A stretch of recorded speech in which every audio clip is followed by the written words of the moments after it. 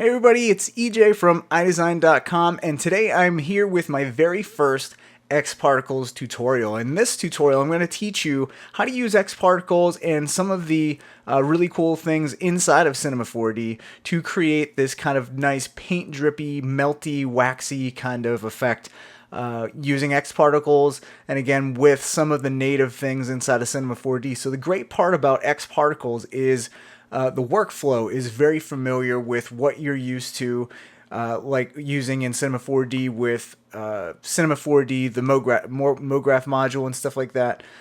So a lot of this stuff makes a lot of sense, but it's so deep. X-Particles is such a deep piece, or just such a deep plugin that you really need to sit down and take some time to learn everything, or you're gonna get completely lost like I kind of did. So once you actually figure out what each of the modifiers do, what each of the generators do, it's very, very simple. So it's almost like if you just jumped into MoGraph and cloners and effectors and stuff, you have to learn a little bit to know how everything kind of works in that kind of workflow. So it's the same thing with X-Particles, and today I'm going to show you the workflow I came up with to create this kind of drippy, plasticky, melty kind of thing going on here. So let's just go and jump in and get started with some X-Particles. So the object I'm going to be melting is this bonjour. I made it out of just a simple spline that you can see right here if I turn everything else off. So it's just a spline. It's in 3D space. You can see on the top view here we have some nice depth on the Z, and basically just did a spline wrap on a capsule. And if I turn everything on, you can see that I created my bonjour little script here, and just had a sphere for the little dot on the J. So, and the reason why I have this all under a connect object is because I want to kind of have these, both the main bonjour script and the sphere here kind of act as one single object. So that's what the connect object does, is basically melds everything together and treats everything as if it was one big huge mesh. So what I'm going to be using with this connect object is this is what we're actually going to be building our little blobby object, and it's going to spell out the same word here, and we're just going to generate a whole bunch of particles and basically rebuild this out of particles that we can then start melting and kind of affecting the particles with gravity. But I'm getting a little bit ahead of myself, so let's just go ahead and just recreate this script using just particles. So with X-Particles, it's very easy. This kind of workflow, if you understand a decent amount of X-Particles, you should be able to follow along fairly easy. So to get an emitter, we're just going to grab this XP emitter, and by default what it has is just the emitter shape of a rectangle, and we actually need to use this object, this connect object, to actually emit particles. So we can change the emitter shape from rectangle to object. So now we can, this is where that connect object comes in handy, is since it's treating both our script with our spline wrap and the sphere, we can just drag this connect object, and what I'm going to do is just kind of hide the connect object from view, and so we have our bonjour connect being the object emitter shape. And what we're going to do, we don't want to emit from the polygon center. If I hit play, you can see that it's just emitting from the center. What we actually want to do is emit from the object's volume. We want to fill up the volume of that object with particles. And the first thing that you'll see is, number one, there's not a whole lot of particles there, but number two, all of our particles are moving around because it has an emission speed. And so we're just going to bring down the speed to 0, so it just kind of appears. And what we're going to do is change this emission mode from rate, which kind of has a birth rate throughout the whole entire composition. We just want this to shoot out a whole bunch of particles and just be stationary. So to do that, we're going to change the emission mode from rate to just a pulse. So we're just going to have a single pulse of particles, and we're going to turn off emit all frames. We're just going to have a length of 1 frame And the start emission is going to start at 0, and the end emission is going to just be 1 frame. And for the birth rate, we'll actually bring this up fairly high to about 25,000 particles, because we need to have enough particles to define the actual shape so that when we actually apply the skinner to make it blobby, it actually still looks smooth and has that really nice defined shape of our original bonjour object. So what we're going to do now is just hit play, and you'll notice that even though our birth rate is set to 25,000 particles, you can see that this does not look anywhere near 25,000 particles. So Xparticles is kind of screwing us here. What's going on? Like I ordered more particles than this. You gave me that. What's going on? So the important part about using the object volume is this max retries. And what this max retries does is the lower the number, the speedier the calculation to fill up your object volume is, but the less accurate. So right now the max retries set very low, but if you notice, I cranked up the max retries from 20 to 500, go to frame 0 and hit play. You can see that we have a lot more particles actually filling up our volume. We can actually make out the form or the actual geometry, the volume of that bonjour shape. So basically why it's set at a lower max retry amount is because the higher you go, the more calculations and the slower your viewport will go, or the slower it will take to calculate that volume. But we really don't have to worry about that because we're just kind of generating particles and not even moving this set of particles. And this is part of the whole workflow, is we're going to use this one emitter to create our form. We're going to then use a second emitter. So this is actually looking pretty good. We can actually make out the form. So what we're going to do is use a second emitter. And what we're going to use this second emitter for, let me just grab a second emitter here. I'm going to rename our original emitter just our main emitter. And the second emitter, this will be our drip emitter. There we go. So we're going to have a whole separate emitter to actually create the drips based on the particles that we generated with the main emitter. And the reason why we do this is because we're going to be applying a lot of effects like gravity and fluid dynamics and stuff that we don't want to really apply to our whole entire rig. So to be able to have full control, we're just going to create another emitter that we can then apply different effects to and generate more particles based on this main emitter particle mesh, basically. So once we have our drip emitter, what we're going to do to actually use this emitter to generate more particles based off of this main emitter particle pulse is by using what's called a spawning emitter, or just a spawn object. And if I go to modifiers here, let's see, where is it? Generate, and we have XP spawn. And what XP spawn does, it's very aptly named, it just spawns particles based off of another emitter group. So the spawning emitter that we want to use is this drip emitter. So I'm just let's just rename this as spawning emitter. So this is going to be the emitter that's going to be spawning new particles based off of this main emitter group. So notice what happens when I go and we have this spawning emitter option here. I'm going to drag in our spawning emitter into that, and you're going to see that that icon changed. So basically what we're doing is we're using this spawn object to spawn more particles based off of this other object here. So what we can do is if I go to my spawning emitter, let's just change the speed down to 0, and you can see in my XP spawn, what it's actually doing is it's going to spawn 300 particles from every single particle from our main emitter, and that's a lot. So I'm just going to bring this down to 1, and what we can do is just hit play, and right now nothing's really happening. So let's actually add a modifier. So let's actually add some gravity so we can actually see some stuff happen to our actual spawned particles here. So let's go to modifiers. Let's grab gravity here.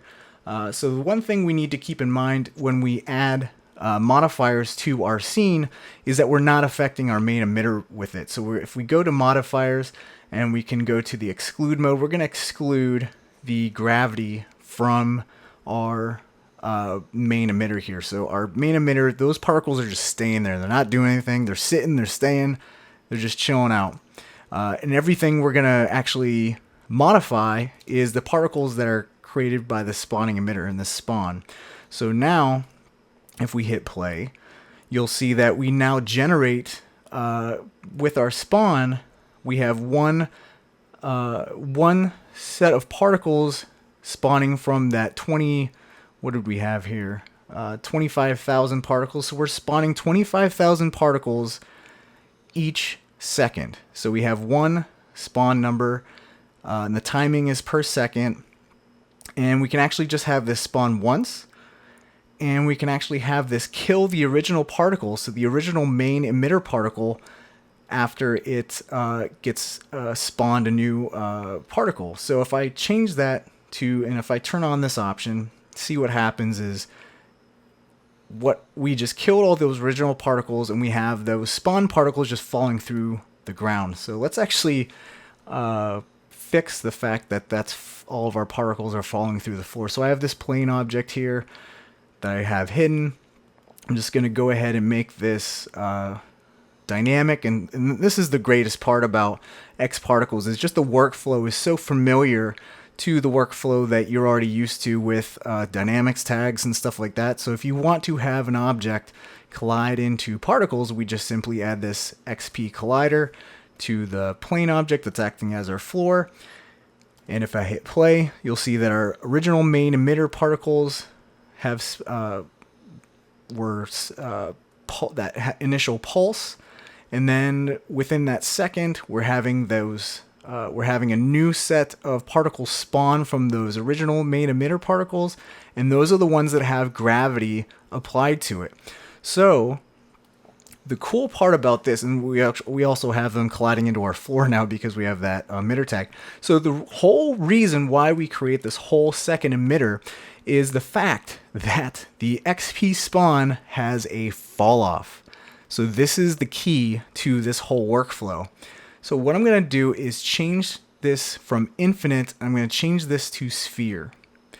So let's go ahead and let's just put our spherical fall off right about there. If I hit play, you can see that we're now only affecting wherever this fall off goes. So I can actually move this around and actually have gravity affect this based on this fall off. So basically this spawn emitter turns into like a gravity fall off almost.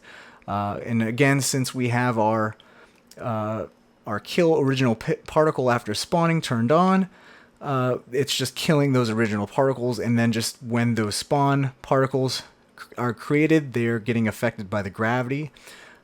So if we actually want to keep the original main emitter particles, we can just turn that kill original particle after spawning off, hit play, and you can see that we're now just having particles just kind of fall. And this is, I think you're seeing where I'm going with the whole drip thing happening. So this is all well and good. Let's actually create some form to this whole scene, because right now, if I render, we don't have anything. Those are just particles. We actually need to apply a mesh to the emitters here, and to create geometry based on these particles. So to do that, the really fun thing I like playing around with is this XP Skinner. And basically this just applies a geometry mesh to a particle, to a group of particles. So what we're going to do is first we need to set some sources of what we're going to apply meshes to. And we're going to apply meshes to this main emitter. And you can see we have this big, huge, blobby mesh now. And we're also going to apply it to our spawning emitter. So both of our emitters here, because we don't want just our main emitter to have geometry, but we also want all of the spawn particles to have geometry too, because these are going to be our drips eventually. So the first thing we can do is change this surface from heart to something more fluid looking, like this Zoo Bridson. I don't even know if I'm pronouncing that right. But so what we're going to do is, so that gives it a little bit of a tighter mesh. We're just going to play around with some of these settings here. And the big thing about X Particles is that it's a lot of just trial and error and just kind of messing around and screwing around with options and seeing what works and what doesn't. So this preserve volume just kind of preserves the actual original volume of the particles. And the one thing that is very helpful is under the smoothing tab, the geometry. You can see that if I turn that on, turn that off, there's a huge difference. You can see that when the smoothing geometry is turned on, it just smooths out our whole entire mesh and makes it look really, really nice. So you can turn this up or down here. The more iterations you go, the more smooth it gets. So maybe artistically you like this thinner kind of look, go for it. I want a little bit of a kind of thicker mesh going on here. So again, we can adjust the preserve volume if we want to, but that's looking pretty good right now. So we actually have a mesh now, and I have this material already, this crayon material that you can actually find in the my Text Edge Pro material little set there. So if you buy that, you have that already. So I just have this really nice kind of crayon texture, and it really makes this look nice and plasticky and kind of ooey gooey, and almost kind of cheesy, I guess. So the next thing we need to do is, so we have our Skinner, we have our spawn, we have our gravity. If I actually hit play, and let's see, where's our spawn fall off? You can see that where my spawn fall off is, our spherical fall off, we actually have some drips happening based on all of our particles falling.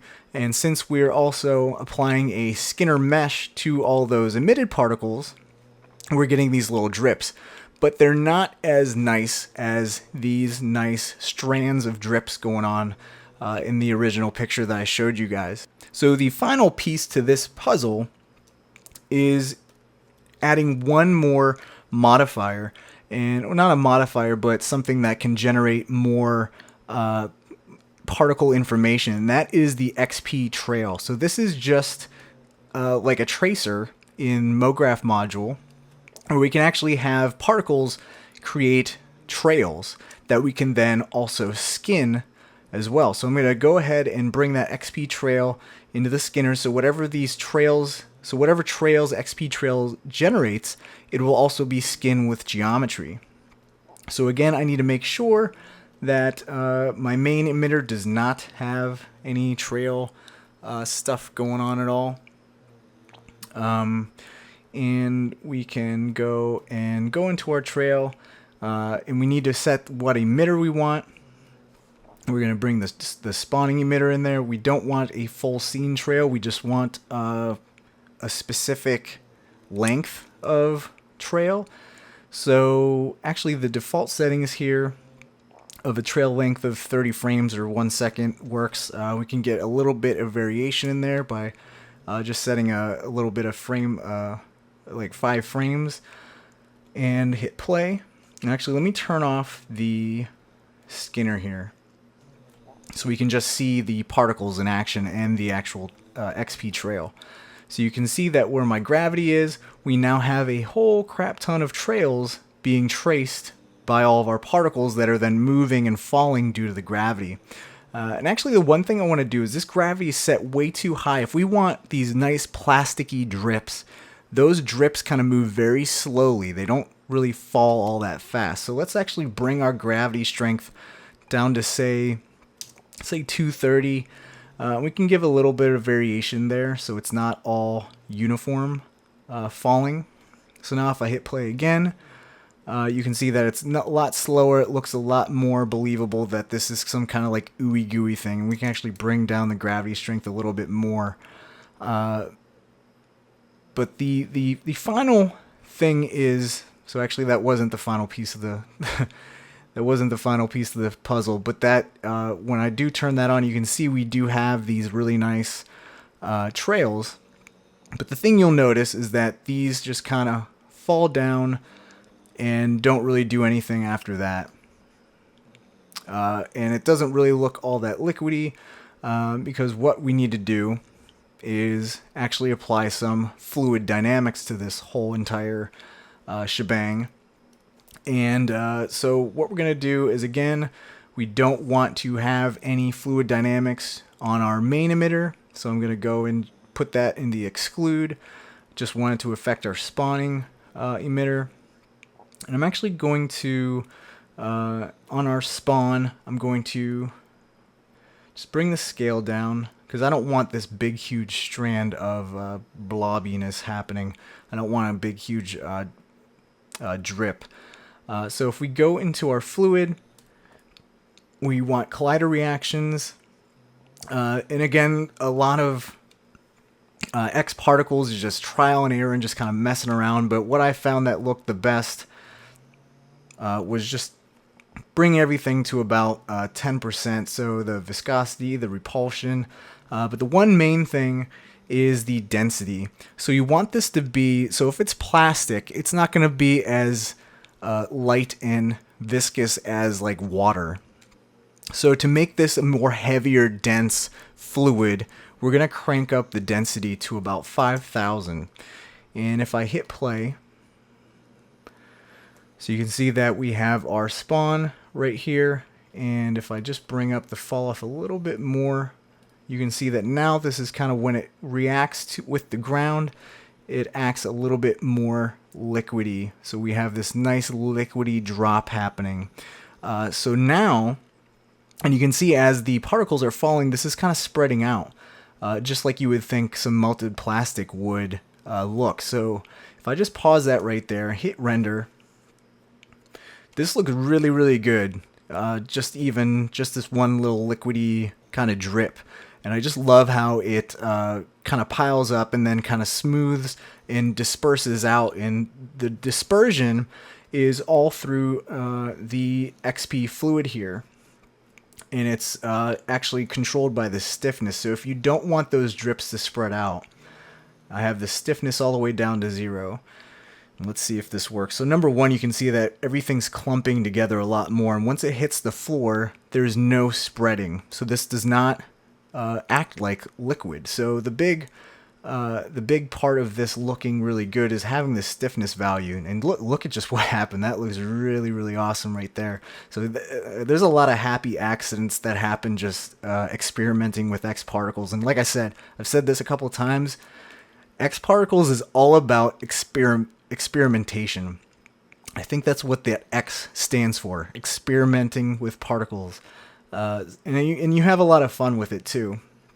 So the stiffness all the way up, you get this nice, really nice liquidy stuff going on in the build up and the spread. You can also control how it impacts the floor by going into your XP or your X particles collider tag. We don't want any bounce with our particles. We just want the liquid to kind of melt and fall. One thing we can adjust here is bring up the friction and maybe adjust the friction variation so again it's less uniform.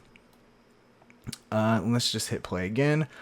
And again you can go and just bring this spawn around and just bring the fall off all over the place, and you can see that this is creating, except for right there, you got to be careful with where you place the fall off so you can get this big explosion stuff going. And actually I've found how to kind of prevent those explosions from happening is going to the XP spawn, going to the fall off, and just bringing the fall off to 100%. So it's just going to be nice, smooth, gradual fall off from the very center of the sphere to the outside. So it's going to be this nice ramp. So basically what you can do is just start playing around with the fall off shape and seeing what looks good, what's creating some really nice drips from your mesh.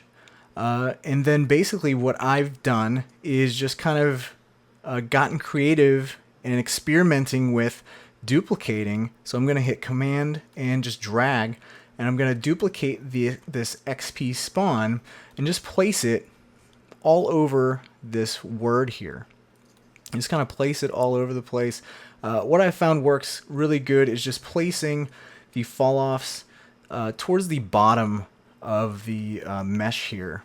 So like I have at the bottom of the O, and even just kind of playing around with where what looks best with positioning these fall offs.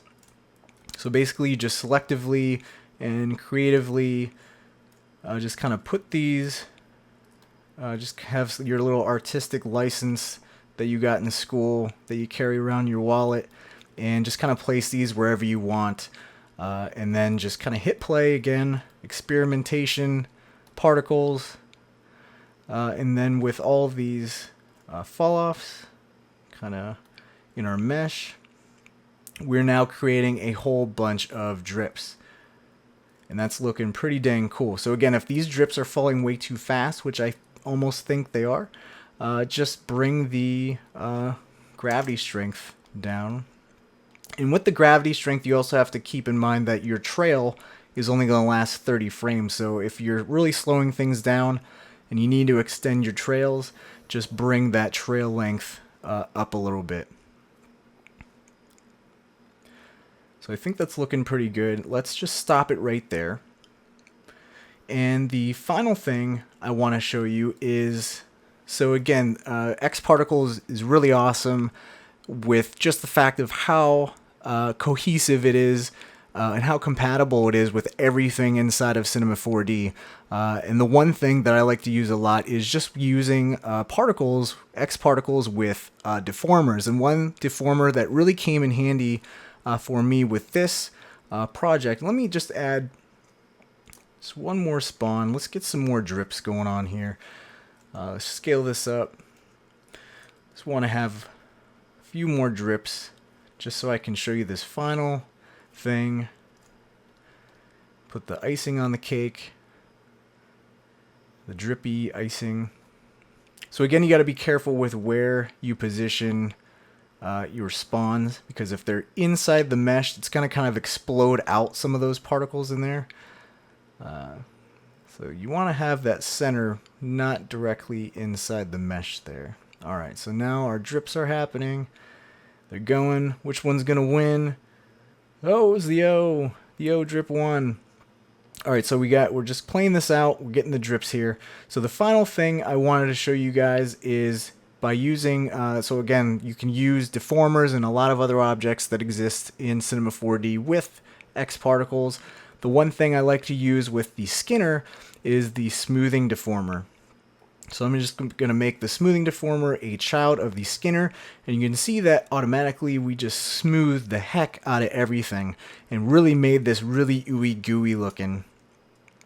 So I'm just going to hit render, and you can see that just by applying that smoothing deformer, that really smoothed out our mesh, even on top of the smoothing that you can do in the XP Skinner. Sometimes the XP Skinner can get you some of the way, but then applying the smoothing deformer can get you the rest. So maybe that's a little bit too much of smoothing, so you can bring the iterations down. The stiffness is the higher the stiffness, the less smoothing you're going to get. So if you want way more smoothing, just bring this the stiffness value down. So again, render this out, and again you can have a lot of fun with, again, experimentation particles, experimenting with your Skinner, the surface type, the smoothing on this, the custom radius, the polygon size, and again you have the render polygon size, so it's kind of like a metaball mesh where you can have the viewport size and then the actual render size. But I'd say this looks pretty dang good. I would say that I would put a lot more spawn points just to have more drips happening. But that's basically how you use Xparticles to create this nice little liquidy, plasticky drips like I have in this final composition here. So that was it. That was my first X Particles tutorial. Hopefully that made sense. I've just been getting into X Particles a lot lately and having a ton of fun. Again, experimenting with it. A lot of this is just trial and error. There's just so many options. It's such a deep plugin, and not a lot of documentation out there. Not a lot of people doing tutorials on this stuff. So it's kind of, you just have to kind of do it by brute force and see what works, what doesn't, just by kind of tweaking all of the options here. So if you have any questions, and I know you might have a few, just let me know. I'd be happy to help you guys out. I really want to see if you guys are messing around with X Particles. I want to see if you guys can recreate this. I want to see your drippy particle compositions and renders and stuff, and be sure to post them in the comments section and all that good stuff. And again, if you have questions, just let me know. And if you want more X Particles tutorials, let me know what you want to see, and I'd be happy to kind of mess around and see if I can figure it out. So thanks a lot for watching, everyone, and I will see you guys in the next tutorial. Bye, guys.